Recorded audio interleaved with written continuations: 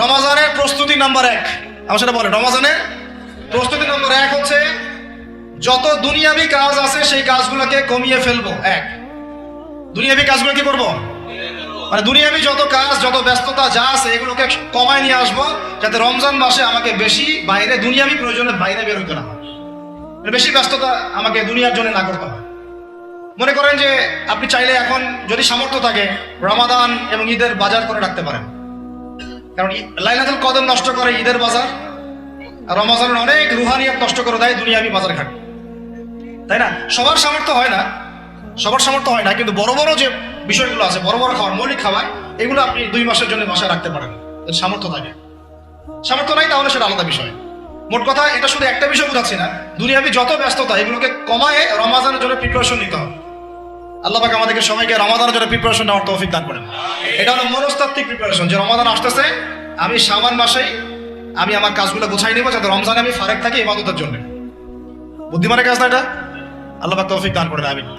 2 নম্বর হচ্ছে ভাই, রমাজানের আমরা সবাই 30টা সওম রাখবো বলে নিয়াত করি, আল্লাহ পাক তৌফিক দান করেন, আমিন। কিন্তু এখানে একটা কথা, 2 নম্বরটা হচ্ছে রোজা রাখার মতো রোজা রাখতে হবে। কি বললাম বলেন? রোজা রাখার মতো রাখতে হবে। এটা কেন বললেন ভাই? উত্তর দিচ্ছিস। উপোস থাকা, না খেয়ে থাকা আর সওম রাখা এক জিনিস নয়। পানি ছেড়ে দেওয়া, খাবার ছেড়ে দেওয়া আর ইসলামী সওম এক জিনিস নয়। অনেক ধর্মের মানুষ খাবার পানি ছেড়ে দিয়ে থাকে, উপাস থাকে না? হাদিসের মধ্যে নবীজি বলেছেন যে ব্যক্তি রোজা রেখে অন্যায় কাজ ছাড়তে পারলো না, মানে আল্লাহর মাসিয়াত ছাড়তে পারলো না, এই যে কাবায়ের ফাওয়াহিশ এগুলো ছাড়তে পারলো না, অশ্লীলতা ছাড়তে পারলো না, মিথ্যা ছাড়তে পারলো না, বেহায়াপনা ছাড়তে পারলো না, তার না খেয়ে থাকায়, পানি না পান করায় আল্লাহর কিচ্ছু যায় আসে না। আর রোজার বিষয় বুঝলাম। রোজা কাকে বলে ভাই? মানে রোজা মানে হচ্ছে আমি আল্লাহ পাকের সমস্ত নিষেধ ছেড়ে দিব। কি করব? আল্লাহর সমস্ত নিষেধ। রোজা থেকেছি, পানি খাচ্ছি না, খাবার খাচ্ছি না, কার ভয়ে? গোসল করার সময় এক ঢোক পানি খেলে কে দেখবে?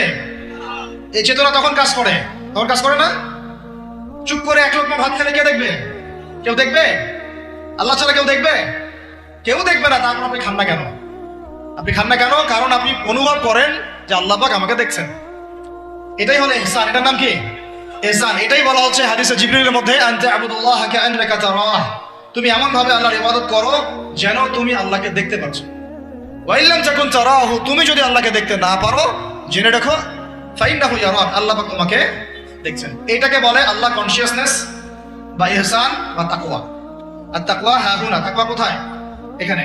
আপনি সওমের আয়াতটা পড়েন, কুতিবা আলাইকুমুস সিয়াম কামা কুতিবা আলাল লাযিনা মিন ক্বাবলিকুম লাআল্লাকুম কি তাত্তাকুন, তোমাদের উপর সওমকে ফরজ করা হয়েছে ঠিক যেমন করে আগের উম্মতদের উপরেও করা হয়েছিল। উদ্দেশ্য হচ্ছে লাআল্লাকুম তাত্তাকুন, যাতে করে তোমরা তাকওয়া অবলম্বন করতে পারো। তাকওয়া মানে আল্লাহ কনসিয়াসনেস, এই যে আমি খাচ্ছি না, পান করতেছি না, আমি বিশ্বাস করি আল্লাহ আমাকে দেখতেছেন, এই তো। তো সেই বান্দা কেমন করে রমজান চলে গেলেই বেনামাজি থাকতে পারে? রমজান চলে গেলে কি আল্লাহ তাকে আর দেখে না? সেই বান্দা কিভাবে সুদ খায়, তখন কি আল্লাহ তাকে দেখে না? সেই বান্দা, একই বান্দা কিভাবে জেনা করতে পারে? মেয়েকে নিয়ে কেমন করে বাইকে ঘুরতে পারে? কেমন করে গায়রা মাহরামের সাথে আমরা করতে পারি, ফ্রি মিক্সিং করতে পারি? কেমন করে সে জুয়া খেলতে পারে? কেমন করে সে মাদক খাইতে পারে? কেমন করে সে আল্লাহ দ্রোহী আইন বাস্তবায়ন করতে পারে? যদি সে এই চেতনা থাকে যে আল্লাহ আমাকে দেখছেন, এই চেতনাটাকে বদ্ধমূল করার জন্যই রমাজান আসে। বলেন সুবহানাল্লাহ। আমি বুঝাতে পারলাম রোজা রাখার উদ্দেশ্যটা কি? ওই জিনিসটাকেই আমাদের ভিতরে ইনস্টল করাই হলো উদ্দেশ্য। লাআল্লাকুম, অবশ্য বলেন লাআল্লাকুম তাত্তাকুন। তাকওয়া কি কিনতে পাওয়া যায় বাজারে? এই যে আল্লাহ পাক আমাকে দেখছেন, আমি খাবো না, আল্লাহ আমাকে দেখছেন, আমি পান করতে পারবো না, আমার রেস্ট্রিকশন আছে, পিপাসায় গলা ফেটে যাচ্ছে একেবারে রোদের মধ্যে, তাও খাচ্ছি না, কেন? কার ভয়ে? ওইটাই জীবনের সব ক্ষেত্রে বাস্তবায়ন করার জন্যই রমজান আসে। বুঝতে পারি না কেন? ওই চেতনাটাই, একই চেতনাটাই জীবনের সবগুলো কাজে বাস্তবায়ন করার জন্য কি আসে? রমাদানের সওম আসে। আমরা শুধু রোজার ফজিলত নিয়ে বয়ান করি, রোজা রাখলে 70 গুণ নাকি হবে না, 70 গুণ হবে, 700 গুণ বাড়াই দিবে। মূল কথা ফজিলত তো ফজিলত পাবোই, মূল কথা এইটা, তাকেও অবলম্বন করতে হবে। আল্লাহ পাক আমাদেরকে তৌফিক দান করেন। কয়টা বলছি বলেন ভাই? 2টা মনে থাকবে। 1, দুনিয়াবি কাজ কমায় ফেলা। 2, কি রোজা রাখার মতো রাখা। 3 নম্বর হচ্ছে, এটা আমার নিজস্ব একটা পরামর্শ আর কি, 3 নাম্বার হচ্ছে রোজা রাখার জন্য আমাদের সাহারি করতে হয়, ইফতার করতে হয়। এই তো আল্লাহর ওয়াস্তে সাহারি এবং ইফতারে মুসলমানের মতো খাবার খাবেন, জানোয়ারের মতো খাবার খাবেন না। সাহারি এবং ইফতার এই দুটোতে কি খাবেন? মুসলমানের মুমিনের মতো খাবার খাবেন, জানোয়ারের মতো খাবার খাবেন। আল্লাহ পাক বোঝার তৌফিক দান করেন। মানে আমরা কিন্তু সাহারিতে কি করি জানেন? 7 পেট খাই। কয় পেট? নবীজি বলেছেন খাবে পেটের 1 ভাগ খাবার, 1 ভাগ পানি, 1 ভাগ, আবার বলি 1 ভাগ খাবার, 1 ভাগ পানি, 1 ভাগ। কার পেট খালি আছে এখন খাওয়ার সময় খাওয়ার টেবিলে? আমাদের ওস্তাদরা বলেন যে মুসলিম উম্মাহ, আমাদের ওস্তাদরা বলেন যে মুসলিম উম্মাহ খাবার টেবিলে হেরে গেছে সে কখনো জিহাদের মাঠে জিততে পারবে না। বুঝতে পারেন নাই? বুঝতে পারলাম না মনে হয়। যারা খাবারের টেবিলে হেরে গেছি, এখানেই তো আপনি সুন্নাহ মাফিক খাইতে পারতেছেন না, প্রবৃত্তির কাছে হেরে গেলেন, গপ গপ গপ গপ করে খাচ্ছি 7 পেট ভর্তি করে। এখানে তো খাবারের সামনে হেরে গেলাম, প্রবৃত্তির সামনে। সে আবার কাফেরদের সাথে জিতবে কেমনে? জিতবে আগে নিজের প্রবৃত্তির উপর জিহাদে তো জিততে হবে।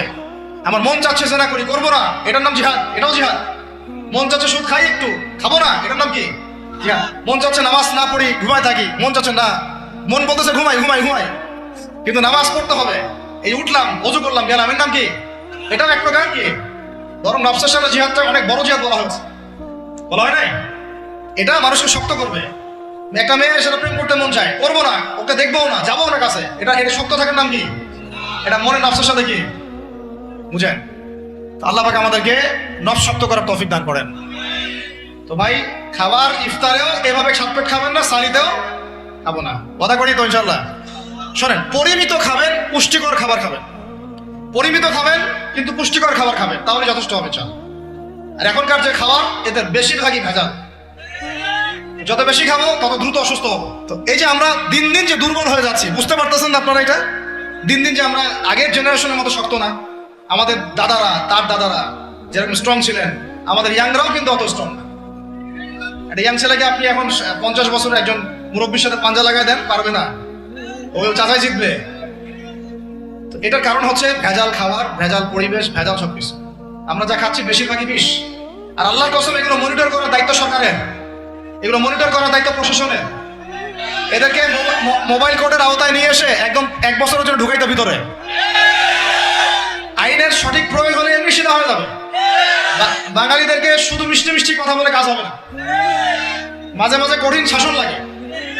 বড় বড় কান্ট্রিগুলো আপনারা দেখে আসেন, মনে করেন রাস্তায় ড্রাইভিং এর সীমা দেওয়া আছে 100 কিলো, ওরা যদি 110 120 চালায় কেউ কিচ্ছু বলবে না, কোনো ট্রাফিক পুলিশও নাই। মোবাইলে একটা মেসেজ চলে আসবে যে তোমার এই 1500 রিয়াল 2000 রিয়াল জরিমানা করা হয়েছে, দিবানা ড্রাইভিং লাইসেন্স বাতিল। ওটা বাতিল তো হবে, 6 মাসের জন্য জেল খাটলাম। বাপ বাপ করে টাকা দিয়ে আসবে, টাকা না দিলেও আর ভয়ে চালাবে না। বাবারে বাবা, একবার 1500 রিয়াল খাইছে, আবার খাওয়া যাবে। আইন শুধু থাকলে হয় না, আইনের একটা কঠোর বাস্তবায়ন থাকতে হবে। এই জিনিসটা যদি থাকে দেখবেন সমাজ ঠিক হয়ে গেছে ইনশাআল্লাহ। আল্লাহ পাক আমাদের সবাইকে কথাটা মন থেকে বোঝার তৌফিক দান। আমরা কি কারো শত্রু? আমরা সবার শুভাকাঙ্ক্ষী। যদি এই জিনিসটা শক্তভাবে বাস্তবায়ন করা যায়, দেখবেন খাবারের ভেজাল এমনি বন্ধ হয়ে গেছে। মানুষকে মেরে ফেলতেছে খাবার দিয়ে, 3 দিনের বাসি তেল দিয়ে রান্না করছে, বললো একবার টাটকা রান্না খেয়ে ফেলে। এই যে কোলেস্টেরল বেড়ে গেল, ক্যান্সার হচ্ছে। গরু ইনজেকশন দিয়ে ফুলায় ফালায় মোটা তাজা করে ফেলায়, করে নাই? কি অবস্থা মানুষের বুদ্ধি! চালের মধ্যে এটা মিশাচ্ছে, ডালের মধ্যে ওইটা মিশাচ্ছে, পানির মধ্যে কি মিশাই দিচ্ছে, ড্রেনের পানি বলতেছে মিনারেল ওয়াটার। হ্যাঁ, ডাব খাবেন, ডাবের পানি আগে ইনজেকশন দিয়ে বের করে ফেলাইছে, আগে খাই ফেলছে, অল্প একটু বাকি আছে, ওটার দাম হাঁকাচ্ছে 150 টাকা। নিচ থেকে উপর পর্যন্ত আমাদের সমাজে খালি প্রতারণার প্রতারণা চলতেছে। এই কারণে আমাদের উপর থেকে আল্লাহর রহমত দিন দিন উঠে যাচ্ছে। আমাদেরকে সতর্ক হওয়া উচিত, আমাদেরকে সৎ হওয়া উচিত। সৎ হইতে পয়সা লাগে না, সৎ হইতে পয়সা লাগে। সবাই যার যার জায়গা থেকে ভালো হয়ে যায়, কিচ্ছু করা লাগবে না ইনশাআল্লাহ। আপনি মাদক খায়েন না, কেউ জোর করে মাদক খাওয়াবে? আপনি নিজে সুদ খায়েন না, কেউ জোর করে সুদ খাওয়াবে? এখানে কেউ মাদকের দোকান দিল, আমরা খাই না, ও দোকান নিয়ে চলতে পারবে না, টামটপ আমাদের চলে যাবে, কি করবে? চাইতে বাধ্য সে, আমরা খাইলে সে ব্যবসা করবে। আল্লাহর ওয়াস্তে আমরা কোনো রকম প্রতারণার কাছেও যাব না, হারামের কাছেও যাব না, এবং অন্যকে আমরা প্রতারিত করবো না ইনশাআল্লাহ। বাজার মার্কেটে একটা অনেক জটিল বিষয়। রমজান মাস আসলেই দেখবেন দাম বাড়া শুরু হয়েছে। এখনই অসাধু ব্যবসায়ী যারা, ওরা রিস্টোর করে ফেলাইছে, ওরা আবার সিন্ডিকেট করে ফেলবে। যে এই দামের বাইরে যাবে না, তখন আবার দেখবেন যে সরকার বিভাগে পড়ে গেছে, দাম আর কন্ট্রোল করতে পারতেছেন, তখন ভর্তুকি দেওয়া লাগতেছে, আবার ওদেরকে আইনের আওতা আনা লাগতেছে। মানে আমরা নিজেরাই ঠিক নাই। কারা ঠিক নাই? আমরা নিজেরাই ঠিক নাই। এই কারণেই তো আমরা মানে আমাদের সমাজের উপর থেকে আল্লাহ পাকের রহমত বরকতটা উঠে যাচ্ছে দিন দিন। আপনি দেখে নিন, যে পণ্যের দাম এখন 200 টাকা, রমজান মাস আসলে দেখবেন 250 টাকা 300 টাকা বাড়াই দিচ্ছে। এটা ব্যবসায়ীরা করবে, অনেকেই, অনেক অসাধু ব্যবসায়ী করবে, এটা অনেকেই করবে, এখনো চলতেছে। আমাদের বাংলাদেশে এমন কিছু নাই যেটা উৎপন্ন হয় না।